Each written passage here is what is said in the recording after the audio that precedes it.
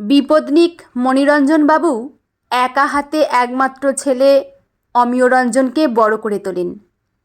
অমিয়রঞ্জন ওরফে বাবুনের বয়স যখন ৮, তখন ওর মা ময়না ক্যান্সারে মারা যান। সেই থেকেই মণিবাবু একমাত্র ছেলের বাবা মা হয়েই ছেলেকে মানুষ করার চেষ্টা করেন। বাবুন ছোট থেকেই খুব শান্ত ছিল, বাবাকে খুব ভালোবাসত। বাবা ছিল ওর প্রিয় বন্ধু, যত গল্প বাবার সাথেই করত। মণিবাবুর মা প্রায় ছেলেকে আবার বিয়ে করার জন্য অনুরোধ করতেন, বলতেন, আমার ভুল হয়েছে তোর সাথে পুষ্পর বিয়ে না দিয়ে, হয়তো পুষ্পর সাথে বিয়ে হলে আমার নাতিটা এত তাড়াতাড়ি মা হারা হতো না। পুষ্প এখনও বিয়ে করেনি, তুই ওকে বিয়ে কর, আমার কোনো আপত্তি নেই। আসলে খুব ছোট থেকেই মণিরঞ্জনের সাথে ওরই স্কুলের বন্ধু সতীশের বোন পুষ্পর সম্পর্ক ছিল।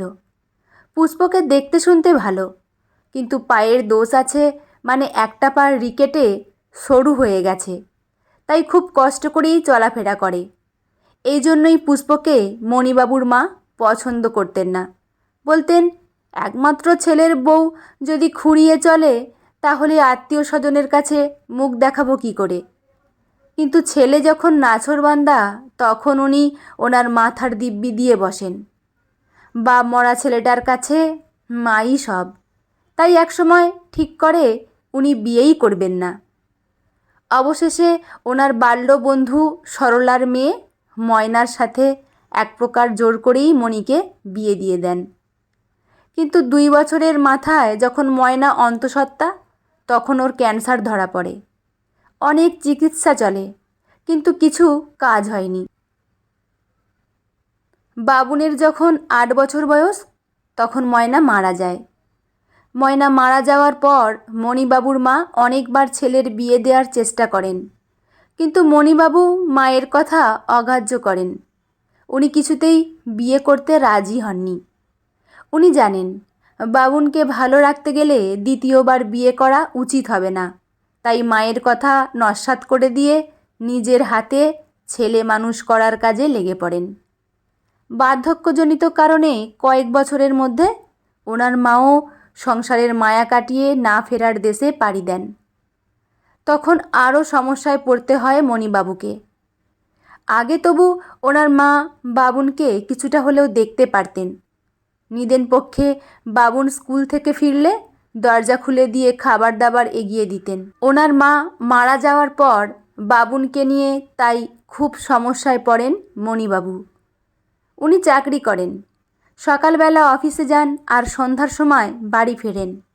বাবুনকে স্কুলে পাঠিয়ে দিয়ে উনি অফিসে যান, তবে বাবুনের ছুটি আগে হয়, তাই খুব সমস্যা হয়। তখন উনি ঠিক করেন স্কুল থেকে বাড়ি না ফিরে সোজা মদনের রিক্সা করে অসীম স্যারের কাছে পড়তে চলে যাবে, আর উনি অফিস থেকে ফেরার সময় বাবুনকে নিয়ে বাড়ি ফিরবেন। অবশ্য এমনটা মাধ্যমিক অবধি চলে। এতক্ষণ বাড়ির বাইরে ছেলে থাকবে বলে উনি মায়েদের মতো চিন্তা ভাবনা করে বাবুকে 2টো টিফিন বক্স দেন, আর তাতে 2 রকমের খাবার ভরে দিয়ে বলে কখন কোন বক্স থেকে খাবার খাবে। এইভাবে কষ্ট করে বাবুনকে বড় করেন মণিবাবু। ছেলেও খুব ভালো, তাই বাবার কথা অক্ষরে অক্ষরে পালন করত। বাবুন পড়াশোনায় বেশ ভালো হয়েছে। মণিবাবুকে কোনো দিনই স্কুল থেকে বা টিউশন থেকে কোনো অভিযোগ শুনতে হয়নি। যেদিন বাবুন মাধ্যমিকে শহরের সবাইকে পিছনে ফেলে 3য় স্থান অধিকার করে, সেদিন মণিবাবু আর নিজেকে ধরে রাখতে পারেননি। ছেলেকে জড়িয়ে ধরে আনন্দে কেঁদে ফেলেন। উচ্চ মাধ্যমিকে 2য় স্থান অধিকার করে, আর জয়েন্টেও 20 জনের মধ্যে থেকে স্কুলের নাম বাড়িয়ে দেয়। সেদিন মণিবাবুর বুক গর্বে ভরে ওঠে। আত্মীয় স্বজন, পাড়া প্রতিবেশী সবাই ছেলের সাথে বাবাকেও বাহবা দেন। বাবুনের পর শহরের নামকরা সরকারি কলেজ থেকে ওর পছন্দের বিষয় নিয়ে পড়াশোনা করে।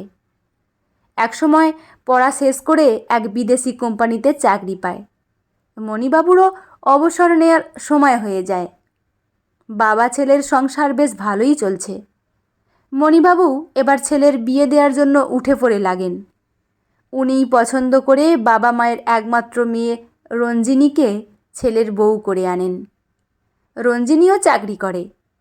মণিবাবু ছেলেকে যেমন সকালে উঠে ভাত রান্না করে অফিসে যাওয়ার আগে খেতে দেন, ঠিক তেমনই রঞ্জিনীকেও দেন। আবার বিকালে ছেলে অফিস থেকে ফিরে এলে চা জল দেন, ঠিক তেমনই রঞ্জিনীকেও দেন। ছেলের সাথে বউকে ঠিক নিজের মেয়ের মতোই রেখেছেন। চলছিল ঠিক ভালোই, কিন্তু বাদ সাধল রঞ্জিনীর কুশিক্ষা। মণিবাবু যতই রঞ্জিনীকে আপন করে নিতে চান না কেন, রঞ্জিনী কিন্তু শ্বশুরমশাইকে খুব একটা পছন্দ করতো না। ওর মনে হতো উনি ওনার ছেলের উপর বেশি খবরদারি করেন। তাই নিয়ে বাবুনের সাথে ওর মতান্তর লেগেই থাকতো। দেখতো না দেখ ছুতো নাতা নিয়ে মণিবাবুকে কথা শোনাতো, নানাভাবে অপমান করতো, তবু মণিবাবু চুপ করে থাকতেন। রঞ্জিনী একসময় বাবুনকে বাপের বাড়ি চলে যাওয়ার ভয় দেখায়। বামুন চায় না বাবাকে কষ্ট দিতে, আবার চায় না রঞ্জিনীও চলে যাক। বাবুন পড়েছে উভয় সংকটে। রঞ্জিনী ধীরে ধীরে বাবুনের মনটা বিষিয়ে দেয় ওর বাবার উপরে। পরে প্রায় বাবার সাথে ছেলে খারাপ ব্যবহার করত, ঝগড়া করত। মণিবাবু কষ্ট পেলেও মুখ বুজে সহ্য করে যান। এক রবিবার মণিবাবু মাংস রান্না করেন, সেটা একটু ঝাল হয়ে যায়। সেটা একটু খেয়ে রঞ্জিনীর ঝাল লাগে, তাই খাওয়া ছেড়ে উঠে যায়। তাতে বাবুন খুব রেগে যায় বাবার উপর। তাই নিয়ে বাবুন ওনাকে যা নয় তাই বলে অপমান করে। বাড়িতে একটা ধুন্ধুমার কাণ্ড ঘটে যায়। বাবুনকে রঞ্জিনী বলে, এই অশান্তি আর সহ্য হচ্ছে না, তুমি বরং তোমার বাবাকে বৃদ্ধাশ্রমে পাঠিয়ে দাও। বাবুনের ইচ্ছা না থাকলেও অশান্তির ভয়ে বাবাকে বৃদ্ধাশ্রমে পাঠাতে উদ্যত হয়। ছেলের কাছ থেকে অনেক খারাপ ব্যবহার পেয়েছেন মণিবাবু।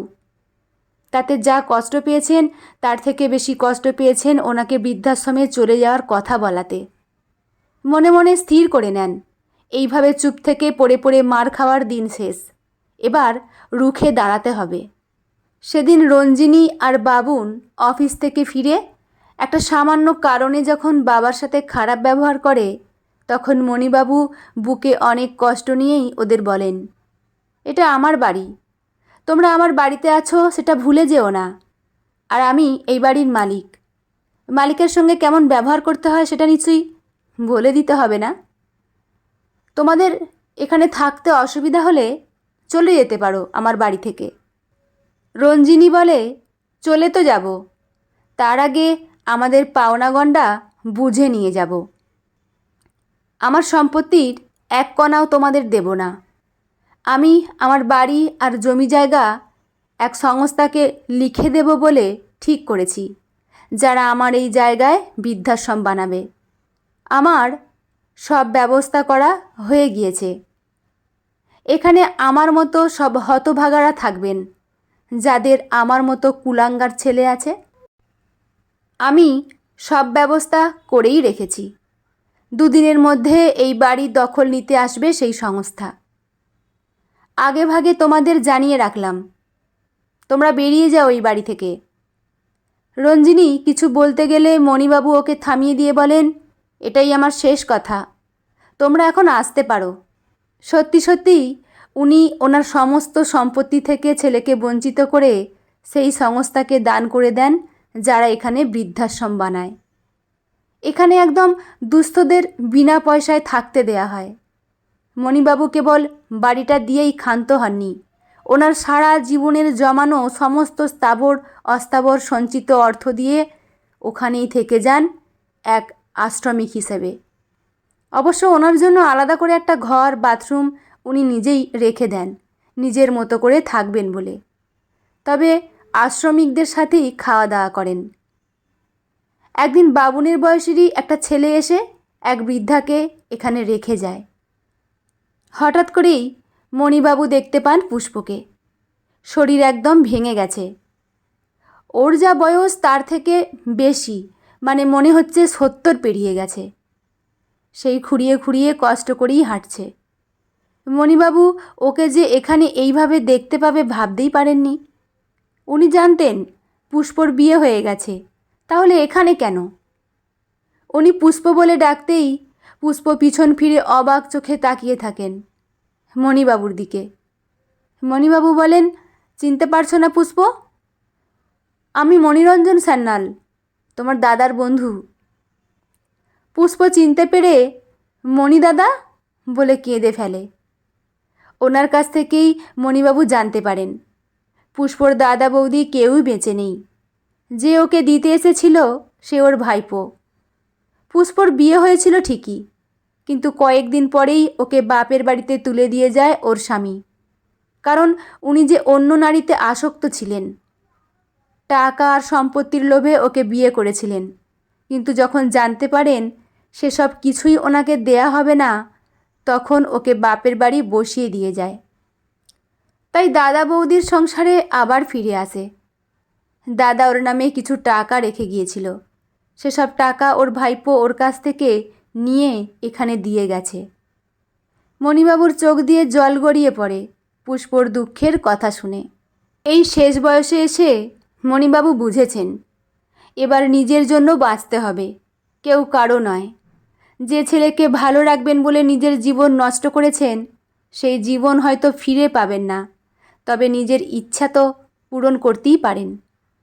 ইচ্ছার কাছে বয়স কোনো ব্যাপার নয়, তাই পুষ্পকে স্ত্রীর মর্যাদা দিতে চান। তার জন্য আর শুভ দিনক্ষণ দেখার বা কারোর অনুমতি নেওয়ার প্রয়োজন নেই। পুষ্পও কোনো বাধা দেয়নি, কারণ ও যে একসময় মণিদাদাকে মন দিয়ে ভালোবাসত। মিয়া বিবি রাজি তো ক্যা করেগা কাজী। আশ্রমিকরাই ওদের বিয়ের সাক্ষী রইল। শেষ জীবনে নিজের পছন্দের সঙ্গিনীকে পেয়ে খুব খুশি মণিবাবু। এই আশ্রমই ওনাদের পুনর্মিলন ঘটিয়ে দিল। বন্ধুরা, গল্পটি এখানেই সমাপ্ত। গল্পটি আপনাদের কেমন লাগলো অবশ্যই কমেন্ট করে জানাবেন। লেখা দেবিকা মিত্র, পাঠে আমি রিমি। দেখা হচ্ছে পরের কোনো গল্প নিয়ে। ভালো থাকবেন সবাই, ধন্যবাদ।